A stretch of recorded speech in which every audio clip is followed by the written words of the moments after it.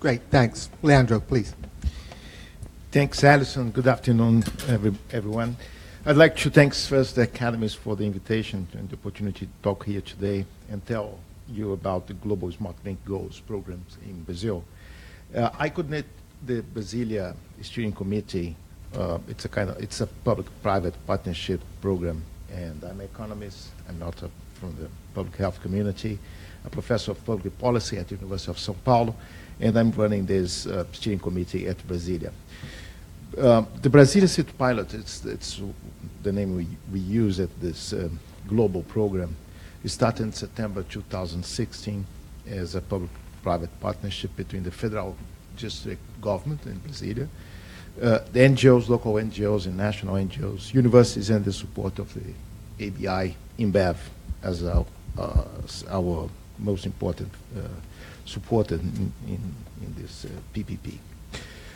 Work with the ABI InBev in Brazil is particularly really important in the local context because Brazil is the home of Ambev, which is the most valuable company in Latin America at the moment, and it's one of the four key business companies that were joined together in what is today the global AB InBev.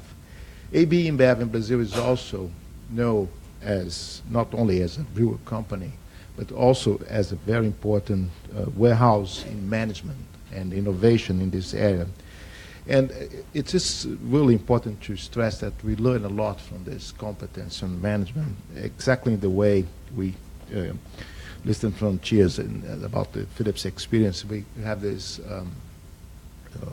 upgrade in management strategies and actions in our program. As Alison mentioned, AB InBev has responsibility programs for years in Brazil. The University of São Paulo have been part of it, and we are eager to join efforts to promote the global smart drinking goals and bring a strong evidence-based approach to this work. This is our mission at the university and in specific in this steer committee of the project. Brasilia is a very complex scenario to this initiative because this is a 3.04 million people city, the national capital of Brazil, headquarters of the Brazilian federal government administration, and it's also surrounded, it's a planet city. It's really new, it's from the 1950s, but it's surrounded by we call satellite cities. It's low-income workers, residents, neighbors, and related cities. So it's in the specific scenario of the satellite cities where we now focus our initiative. And today I will touch three topics. First, how our Global Smart Drink Goals partnership in Brasilia is addressing the specific health needs of the city. And let me also consider what the organizers asked me to touch on a related topic related to this discussion. How decisions are made and how on an ongoing basis in this project. Since Alison stressed it, we have obvious important questions regarding the participation of ABI in this initiative.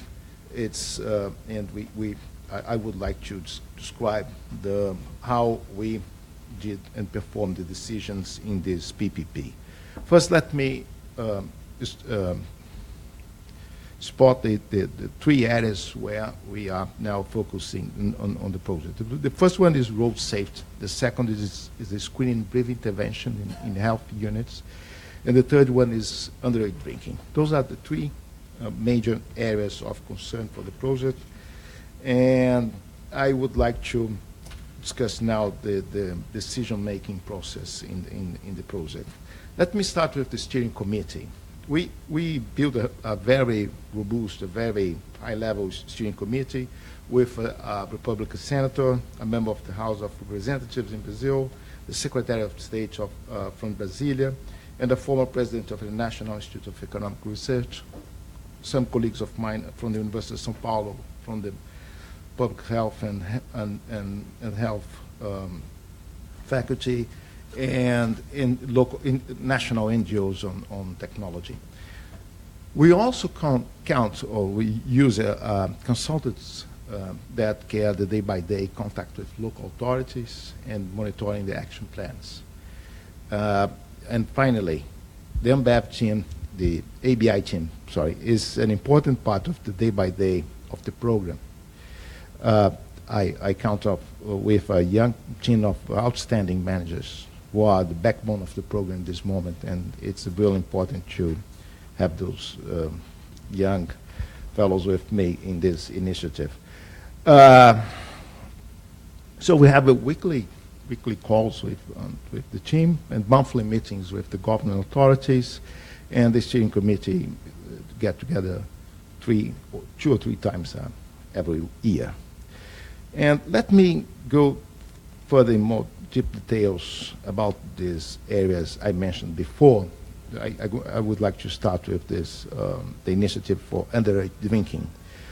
We are now running a school-based initiative in partnership with this local board of education, targeting the students from 13 to 17 years old, and using a zero-tolerance approach to alcohol consumption. Our message is clear: no alcohol under 17. It's the legal age for alcohol consumption in Brazil. We are also developing educational programs with local NGOs to teach teenagers and youth based on sports and cultural activities in most vulnerable neighborhoods of the satellite cities at the poor. These areas I described before as the low-income surrounded of the national capital. And we're also concerned with the point of sales in terms of training programs for raise awareness about underage alcohol consumption, and in that way hardening the access to alcohol. And we're also involved in social norms campaign, all aimed at reducing underage drinking. And our key performance indicator for this initiative is the percentage of alcohol consumed by those under 18 years old, measured by the baseline independent survey supported by the foundation that we did now this year, the first round of the first wave of this survey. And we are starting to measure every year the progress of the initiative based on this independent and external data. We also implement a screening and brief intervention with the health care units in Brasilia.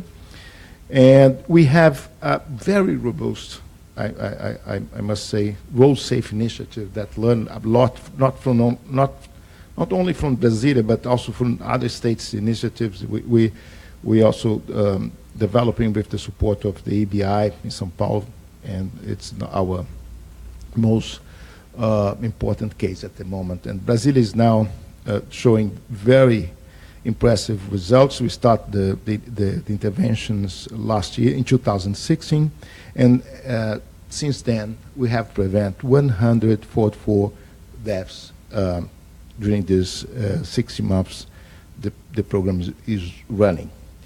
Well, to finish, I would like to stress, to discuss my experience with the ABI and Foundation, saying that it's really important to us to get the opportunity to work with a team like Professor Clark, who is our head of the technical assistant group. We have periodical meetings, annual, and also we receive many different visits from international experts on the fields we are working with. And this is the baseline for our evaluation, reflection, action plans, and this is really a very productive environment at this moment. So I would like to hand the floor to Professor and Dr. Wester Clark.